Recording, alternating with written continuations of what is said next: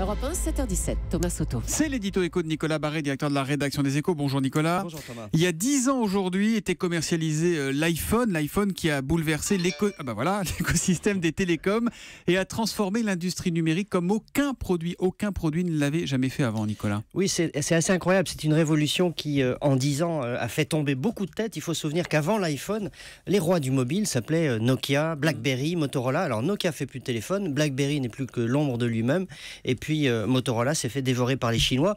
Quant aux Japonais, vous vous souvenez des Japonais, NEC, Toshiba, Sharp, Fujitsu, ils faisaient tous des téléphones les plus petits possibles. Et ils sont passés du coup complètement à côté de cette révolution des applications qui a fait le succès de l'iPhone. Il ne reste plus que Sony dans un marché dominé par le coréen Samsung et par des marques chinoises qui n'existaient pas il y a 10 voire 5 ans. C'est une redistribution des cartes à l'échelle planétaire. Hein, voilà, c'est exactement. Et c'est bien à l'image d'ailleurs de ce qui se passe depuis 10 ans dans l'économie avec ces deux pôles mondiaux que sont d'un côté la Californie qui est une pompe à capitaux et à talents, et puis de l'autre l'Asie du Nord-Est, Chine, Corée, dans une moindre mesure Japon, portée par l'explosion du marché chinois, et puis entre les deux, l'extinction du marché européen, du pôle européen dans le mobile et dans l'électronique grand public, pas dans les services ou les applications, je m'empresse de le dire, mais enfin en 10 ans, et 10 ans c'est rien, l'économie bouge à toute vitesse comme on le voit. Mais alors qu'est-ce qu'il faut faire pour ne pas rater les 10 ans qui viennent alors ? Alors je vais vous donner une piste.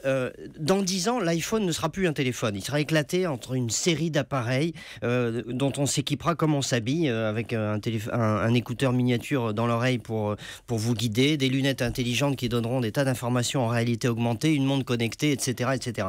On sera tous entourés d'agents intelligents, ils arrivent d'ailleurs déjà, à qui on pourra demander ce qu'on veut. Or, deux technologies domineront cette nouvelle révolution, la reconnaissance vocale et l'intelligence artificielle, l'une allant avec l'autre. Ce sont ces deux technologies sur lesquelles nous devons investir pour ne pas rater justement les 10 ans qui viennent, pour ne pas être dépendant à l'avenir de solutions chinoises ou californiennes. Voilà, l'iPhone, il n'est pas complètement californien, il est designé en Californie, mais il est fabriqué en Chine. L'iPhone. Voilà, c'est deux pôles. Évidemment. Merci beaucoup Nicolas Barré.